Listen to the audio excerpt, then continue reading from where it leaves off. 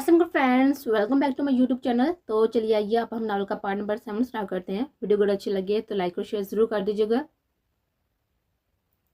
और हान से बात करने के अगले रोज सरमीना और पलबशा की एक मुश्तरका कॉलेज फ्रेंड की पर्ल कॉन्टिनेंटल रेस्टोरेंट में बर्थडे की पार्टी थी। जरमीना ने व्हाइट कलर की पैरों को छूती हुई फ्रॉक पहनी हुई थी और बाल फ्रेंच चोटी में क्या थे। वो बहुत ही खूबसूरत लग रहे थे। कुछ देर कबल बुरहान उसको यहाँ पर छोड़कर गया था। उसने होटल की राहदारी में कदम रखा जहाँ पर लोग लंच कर रहे थे। उसके दाएं जानब उसको किसी जानी पहचानी हंसी की आवाज आई। उसने राहदारी में रोका, थोड़ा आगे होकर देखा तो वो और ओरहान ही थे। किसी 50 साल के आदमी 50 साल की उम्र के शख्स के साथ बैठा हुआ। जमीना की तरफ उसकी पूछ थी, तभी उसको देख ना पाया था, मगर जमीना उसको साफ देख रही थी। व्हाइट ड्रेस शर्ट और ब्लैक ड्रेस पैंट में मलबूस हल्की हल्की काली शेप, बाल हमेशा की तरह माथे पर बिखरे थे। वो थोड़ा तिरछा बैठा हुआ था, तभी जमीना उसका आधा चेहरा भी देख पाई थी। वो टिकटिकी बांधे ही उसको ही देख रही थी।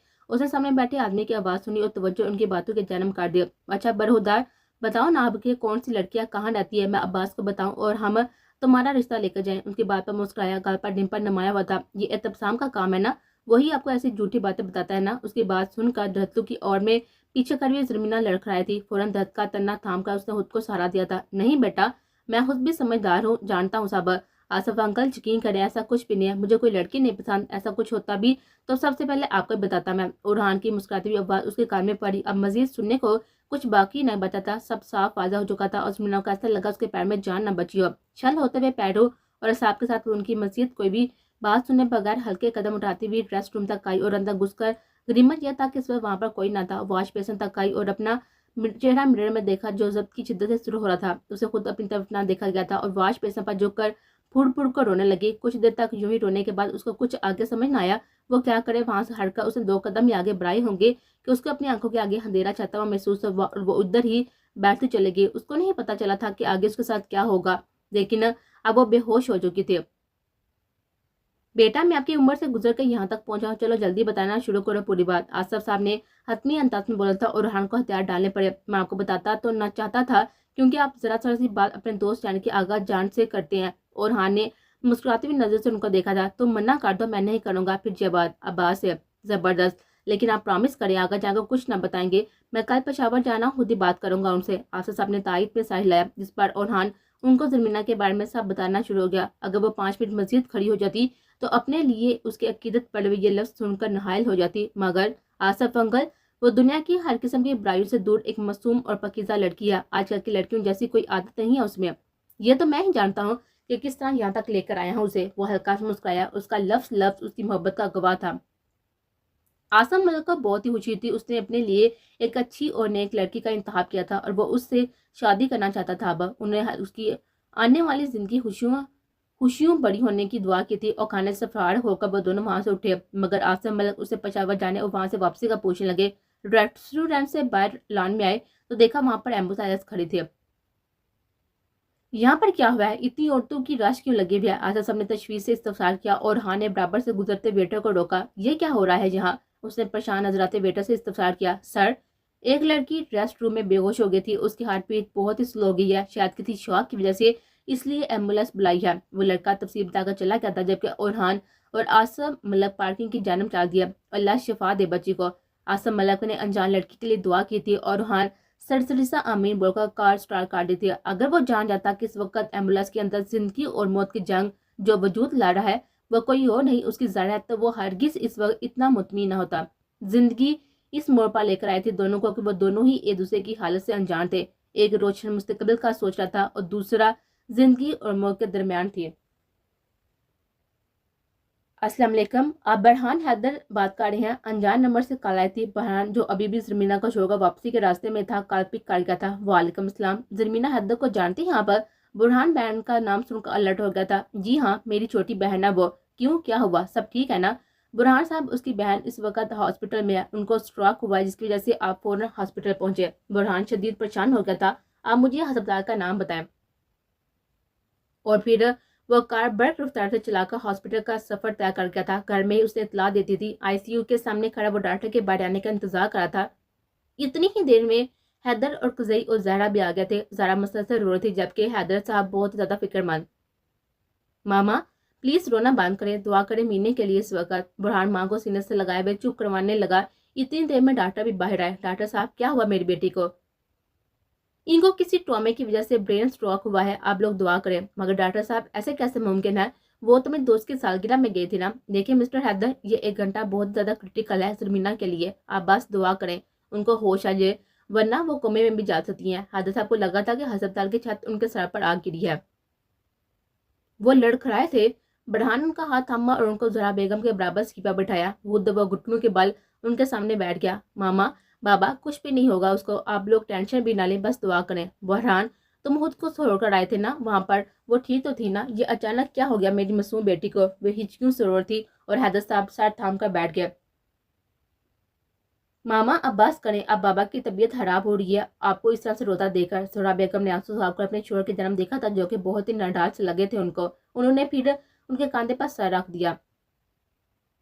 हैदर, परेशान ना हो, मुझे यकीन है उसको कुछ नहीं होगा। हैदर साहब उसकी आंखों में देखा, उनके चेहरे से आंसू साफ किए और सुबह में सर हिला दिया। पलवशा भी आ गई थी और बीकती हुई बढ़ान तक पहुंची।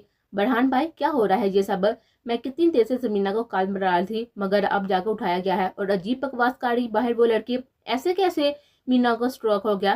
पलवशा के चेहरे पर हवाइयां उड़ रही थी और बढ़ान जानता था वो दोनों बचपन की कितनी गहरी दोस्ती है। वो उसके सर पर हाथ रख गया था। बेटे, अभी बस दुआ करो अपने दोस्त के लिए, अगला 1 घंटा बहुत ही क्रिटिकल है। अलबशा की आंखों में फौरन लबलब आंसू बढ़ गए थे। उसने मुड़कर पीछे बैठी हुई जोहरा बेगम और हैदर साहब को देखा और हल्के कदमों के साथ चलती हुई उनके बराबर बैठ गए।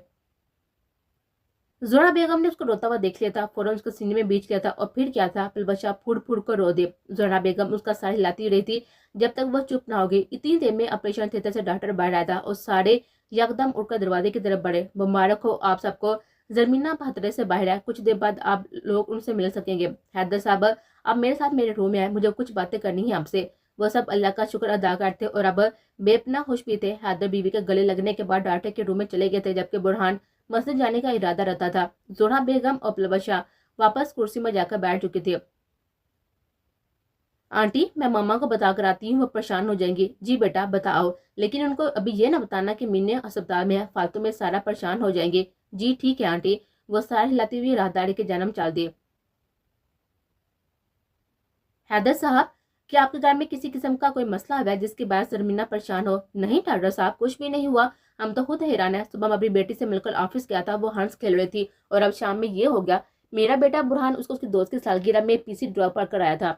चले, आप अगर कहें कि उसकी शायद अपनी किसी दोस्त से झगड़ा हो गया हो, पर उसकी दोस्त बाहर मौजूद है और पलवशा बेटी का कहना है कि वो तो पार्टी तक आ ही ना सकी। मेरी बेटी उससे पहले ही टेस्ट रूम में बेहोश हो गई थी। हैदर साहब सख्त परेशान नजर आते और डॉक्टर ने उनको दिलासा दिया।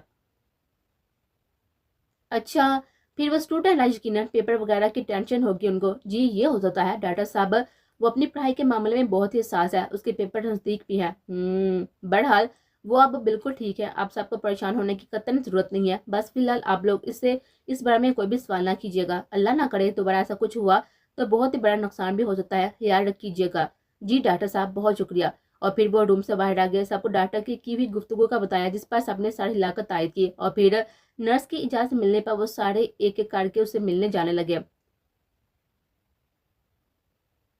जरमीना को अस्पताल से घर वापस आए 2 दिन हो गए थे और सब उसका पलकों पर बिठाए थे। कोई उसको उठकर पानी भी नहीं पीने दे रहा था। पलवशा ही उसके साथ रुके हुए थे और जरमीना का मोबाइल भी पलवशा ही के पास था। मोबाइल पावर ऑफ हो गया था, जिसको स्टार्ट किसी ने ना किया। इस वक्त उसकी मामा किचन में उसके लिए खाना बना रही थी और पलवशा नहाने गई हुई थी। जरमीना को आज 2 दिन बाद तन्हाई नसीब हुई थी। सोचोगा मगर वापस उसे जन्म चला गया था। तुम जरमीना, तुम एक दगाबाज के लिए इतनी अजियत में मुतला हुई, अपने इर्द गिर्द देती कितनी मोहब्बत करने वाले मौजूद हैं। तुम्हारे दादा दादी, बाबा, मामा, भाई और तुम्हारी बहनों जैसी दोस्त, तुम किस तरह से एक ऐसी मोहब्बत जो तुमने नामहरम से की हो उसके लिए इतना दर्द से आई हो। मगर सही तो है ना, एक नामहरम की मोहब्बत महज तकलीफ और गुनाह के लिए कुछ नहीं दे सकती। वो चेहरे पर आए हुए आंसू साफ कर गई और उठकर ड्रेसिंग टेबल पर पड़ा हुआ अपना फोन उठाया। इसमें से सिम कार्ड निकाल कर तोड़ा और डस्टबिन में फेंक दिया। मोबाइल उसने जोर से जमीन पर पटा, जिससे मोबाइल चुकना चूर हो गया था और फिर उसने फोन के टुकड़े उठाकर वॉशरूम में फ्लैश कर दिए। लंबी ठंडी सांस लेकर वो वापस बेड पर बैठ गई थी और आज ने उसने खुद को अपनी तरफ से आजाद कर लिया था। मगर ये आजादी वक्ती थी, मोहब्बत की कैदी तो दोनों थे। बस गलत फहमियां आ रही थी, जिसके सबब ये हुआ।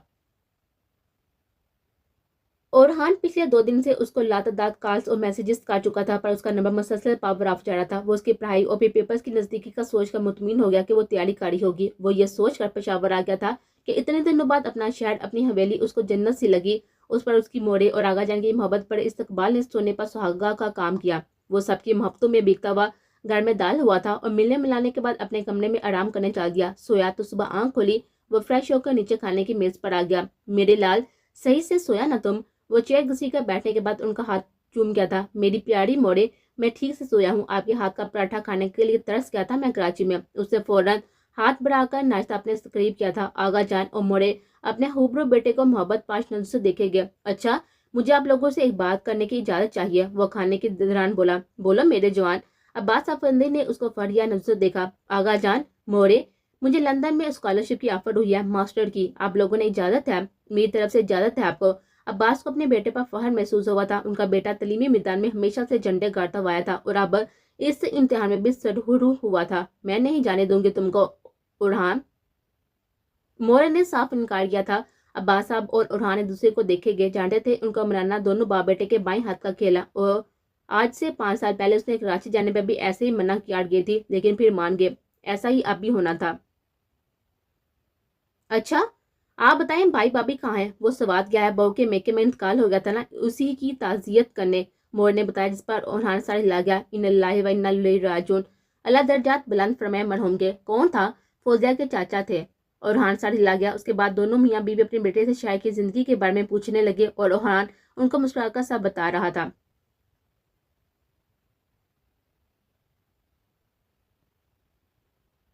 उरहान की एक मंथ बाद लंदन की फ्लाइट थी। वो मास्टर करने लंदन जा रहा था। इसी दौरान सरमीना के घर बदलने की फरमाइश कर दी और उसकी फरमाइश अब टाल कौन सकता था, इसलिए वो लोग न्यू घर में शिफ्ट हो गए। घर की शिफ्टिंग और फिर काम वगैरह से वो दोनों थक गई थी और अब लान में बैठी जूस पी रही थी। मीने, तुम बिल्कुल फिट हो गई हो ना? पेपर्स दोगी ना? पलवशे से अब रहा नहीं जा रहा था। 2 हफ्ते हो गए थे इस बात को, तभी अब वजह जानना चाहती थी। हाँ जाहिर है विश, लेकिन तुम इसके अलावा भी कुछ पूछना चाहती हो ना? तुम्हारी आंखें बता रही है। सरमीना चेयर की पूछ से टेक लगा गई थी। हाँ, क्या हुआ था पीसी में मीने? और फिर सरमीना एक लंबा सांस लेने के बाद उसको सब बता गए।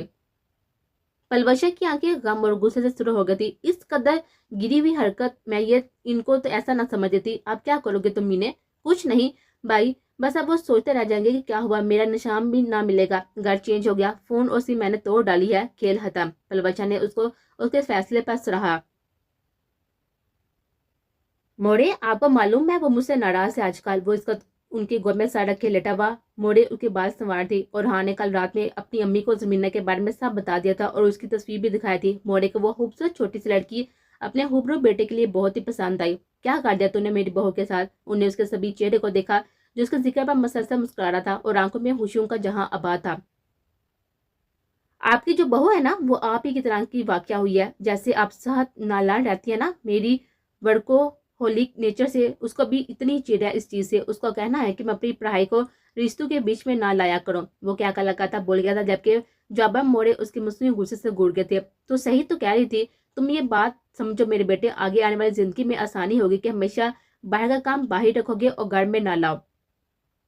घर की दुनिया और ऑफिस की दुनिया अलग है। अगर तुम ये बात ना समझ पाए तो ना अच्छे शोहर बन पाओगे और ना ही अच्छे बाप। उन्हें जो उसका माथा जमा, वो आंखें मूंद गया था। अब ठीक कह रही है, मैं खुद को बदलने की कोशिश कर रहा हूँ, मगर मोरे थोड़ा हल्का हाथ रखे, शादी तो हो लेने दे। बच्चों का बाप भी बना दिया आपने। वो शरारती अंदाज में हंसा। बहुत ज्यादा शरीर होता जा रहा है। अच्छा, तुम ये बता रिश्ता लेकर कब चलना है? उरहान फौरन पर जोश होकर बैठ गया था। मोरे ने उसकी बेसब्री पर क्या क्या लगाया। सच मोरे? हाँ मेरे लहता जिगर, तुम्हारी पसंद मेरी पसंद। मोरे आई लव यू। और रहान बेसाता उनके गले लग गया था। वो तशकर से मुस्कुरा दी और फिर उनसे अलग होता हुआ कुछ सोचने लगा। अभी भाभी के मेके में इंतकाल हुआ है ना, और जर के पेपर भी होने वाले हैं। ऐसा करते हैं कि मंथ बाद बात कीजिएगा, मेरा निकाह करवा दीजिएगा, फिर मैं लंदन चला जाऊंगा मास्टर करने और 1 साल बाद वापसी और फिर शादी। सुकून की जिंदगी होगी। वो वापसी उनकी गोद में लेटा मुस्तकबिल के ख्वाब से जा रहा था, बगैर ये जाने कि वो तो उसकी जिंदगी से जा चुकी है। मोरे उसके दायमी खुशी के लिए दुआ कर गई थी और वो आंखें मूंदे उनकी गोद में सो गया था। वो पिछले 4 दिन से जमीना का नंबर मुसलसल मिला रहा था, पर जवाब हर बार नामसूल हुआ। इसने फिर इंतजाम को कॉल की, लेकिन उसका भी फोन बंद ना मिला। वो समझा कि यकीनन कोई नेटवर्क प्रॉब्लम है और फिर वो नीचे आ गया था। आज उसको वापस भी जाना था, पैकिंग मुकम्मल हो गई थी उसकी। मोरे किधर है आप? वो तेज आवाज में बोलता हुआ बैठा में पहुंचा। इधर हूँ। किचन से उनकी आवाज बरामद हुई। उनके आवाज पर वहां पर चल दिया जहां पर वो खड़ी मुलाजमीन को रात के खाने की हदायत देती है। उनके हाथ थामता हुआ बाहर लेकर आया। मोरे, मुझे आपसे बात करनी है। यहाँ बैठे उनको काम से थाम कर उनके सोफे पर बिठाया और खुद घुटनों के बल उनके सामने बैठ गया। वो परेशान नजर उसको देखने लगी। क्यों कि वो उस वक्त मामूल से ज्यादा संजीदा नजर आ रहा था। मोड़े, आज मुझे वापस जाना है कराची, आप इजाजत देंगी मुझे लंदन जाने की? देखें, आप जानती है ना मेरा बचपन का ख्वाब है पुलिस में जाने का, और अगर मैं मास्टर लंदन से करके आया तो CSS क्लियर करना आसान हो जाएगा मेरे लिए। उनकी आंखों में उम्मीद से देखने लगा। वो आगे बढ़कर उसका माथा उसका चेहरा थाम गई। मेरे बेटे, मैं जानती हूँ तुम्हारे ख्वाब और जुस्त जो भी, मैं कभी उनके दरमियान ना आऊंगी। मैंने अजली ममता के जज्बात के तहत तुम्हें मना कर दिया, पर ऐसा थोड़ी है कि मैं जिद बांध कर बैठ जाऊं कि तुम ना जाओ बाहर पढ़ने। मुझे अपनी उलावा पूरा भरोसा है, अपनी तरबियत पर भी। तुम जाओ मेरे बेटे लंदन पढ़ने, जरूर जाओ, मगर परदेश में कभी भी अपना दीन और रवायत को ना भूलना। उन्होंने उसका माथा चुमा और अफसुदगी से मुस्कुरा दिया। मैं आपको कभी भी मायूस नहीं करूंगा। उनके हाथ सादत से चुमता हुआ आंखों से लगा गया। और हान वापस कराची लौट आया था और मुसलसल 24 घंटों से पागलों की तरह उसका नंबर मिलाने की कोशिश में था, मगर हर कोशिश बेसुध। उसके दिमाग में जमीने के बोले हुए आखिरी अल्फाज बार बार गूंज रहे थे। इस तरह पर मैं खुद गामजा नहीं हुई थी, आप मुझे लेकर आए थे यहाँ। उसके लफ्ज सच्चे थे। उसको अब समझ में आया था वो किस करब से गुजर रही होगी। वो अपना साथ थाम गया था और हान को अपना साथ दर्द से भरता हुआ महसूस हुआ। मैं पूरी जान से आपका साथ दे रही हूँ, जबकि मुझे ये सब जहर की तरह दिख रहा है। उड़ान जमीन की भीगी हुई आवाज भी उसके समातों से टकराई। वो बेड से फौरन उठा और शर्ट उतारता हुआ बाथरूम की जानिब चला गया। वो शावर के नीचे जाकर खड़ा हो गया और ठंडा पानी उसके आंख होते हुए साहब को कदर सुकून बख्श रहा था। और कुछ देर ऐसे ही खड़ा रहा। जब दिमाग कुछ सोचने के काबिल हुआ तो शावर बंद करता हुआ कपड़े तब्दील करके बाहर आ गया। मोबाइल उठाकर उसने फेसबुक पर उसका मैसेज किया, पर वो उस तक ना पहुंच सका। दोबारा उसने जमीना को कॉल नंबर मिलाया, मगर सब कोशिशें नाकाम। वो इब्तिसाम को कॉल कर गया था। इस वक्त उसको कोई भी अपना चाहिए था, वरना उसके दिमाग की शटैने फट जाती। हेलो जिगर, कैसी हो? आगे पेशावर से कैसा रहा सफर? मोड़े ने इजाजत दी लंदन जाने की? जानी, वीजा लेने जाना होगा ना? इब्तिसाम सवालों के बरमार करता गया, बगैर मुकाबले की कैफियत समझे। इब्तिसाम, मेरे घर आ फौरन। उड़हान का बारी लाजा उसकी समाज से टकराया। लाले, क्या हुआ, परेशान है तू? मगर इब्तिसाम का पूछना बेकार गया था। वो कॉल काट चुका था और सुकून हासिल करने के लिए सिगरेट जलाकर बेड पर लेट गया। इब्तिसाम कार की चाबी में उठाता दरवाजे की जाना बड़ा। आधे घंटे का सफर वो बड़े रफ्तार से गाड़ी चलाने के सुबह 15 मिनट में तय कर गया था। और हार के घर में पहुंचते ही उसने मोबाइल मुलाजम से उसका पूछा था और मुलाजम ने बताया कि वो अपने कमरे में है। वो फौरन जल्दी जल्दी सीने चढ़ता हुआ उसके कमरे तक आया। कमरे में पहुंचा तो बेताजा सिगरेट के धुएं ने उसका इस्तकबाल किया। धुआं और सिगरेट की बू इतनी थी कि उसे सांस लेना 2 बार हो गया था। वो फौरन कमरे के तमाम लाइटें ऑन करता हुआ सारे डबल पर्दे खिड़कियों से शीशे पर्दे हटाए, खिड़कियां खोलता हुआ बेड की तरफ मुड़ा, जहां पर वो आंखों में खून जैसी सुर्खी लिए बेताजा चेहरे के साथ सीधा लेटा हुआ छत को घूरा था। क्या हो गया है भाई? पेशाब में सब ठीक है ना? ऐसी हालत क्यों बनाई हुई है तूने? एहतसाम उसके बराबर बैठा हुआ उसके बेताजा चेहरे पर और बोलती हुई आंखों को देखे गया था। मैं कुछ पूछ रहा हूँ तुझसे ओरहान। एहतसाम अपनी आवाज बुलंद करता उसका बाजू झंझोड़ गया। ओरहान बेड पर उठ बैठा था। उसकी तरफ देखा और ओरहान की लहू रंग आंखों को देखकर समझ गया था कुछ बहुत ही बुरा हुआ है। वो चली गई। इब्तिसाम अवाम में टूटे कान जैसे करब था। कौन चलेगी और क्यों चलेगी मेरे भाई? इब्तिसाम ने परेशान होते हुए उसको देखा, इत्तफार किया। इब्तिसाम, जर मेरी जर चल गई। तुझे पता है आज दफा उसने मुझसे कहा था, बोला था कि वो तकलीफ में है और ये कि वो मेरा रवैया समझ नहीं पा रही। पर तुझे पता है मैं उसका नजरअंदाज कर गया, क्योंकि मेरा इरादा था पेशावर से लौट कर मोड़े की उसकी मामा से बात करवाने का। पर वो देख, वो पहले ही चली गई।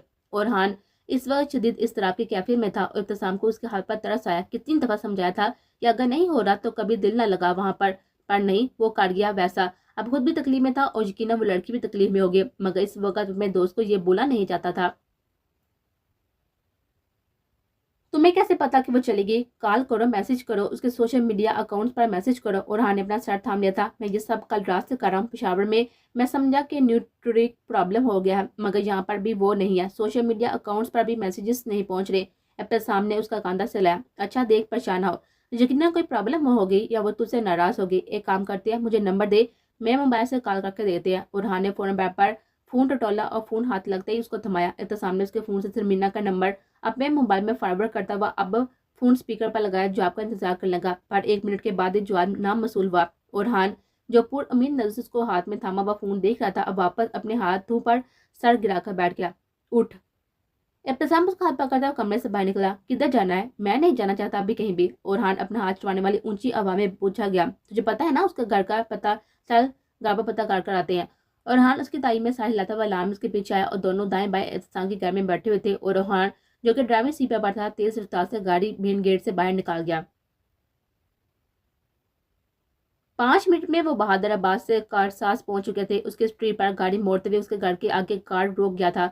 हजार गाज के इस बंगले में सिर्फ मेन गेट की लाइट्स रोशन थी, बाकी पूरा घर अंधेरे में डूबा हुआ था। उरहान के शोर ने कुछ बहुत बुरा होने की तस्दीक की थी, पर वो अपने दिल को दिलासा देता हुआ गेट की जन्म चल दिया। बैल 2-3 बार बजाई, मगर अंदर से कोई भी ना आया। लग रहा था जैसे कोई घर पे ना हो। मुझे नहीं लगता कि अंदर कोई है, इब्तिसाम ने तबसरा किया था, जिस पर ओरहान वापस मुड़ा था कार की जाना। लाले, अब तो सारी टेंशन ही खत्म। यकीनन बाबी लोग कहीं टॉवर वगैरह पर आउट ऑफ पाकिस्तान है, तभी तो तेरी कॉल पिक नहीं कर रही। ओरहान का दिल गवाही दे चुका था कि अब सब खत्म है। वो फिर भी तायद में सारी लग गया। वो दोनों कार में बैठने ही लगे थे कि बराबर कार का गेट खुला और एक सिक्योरिटी गार्ड बाहर निकला।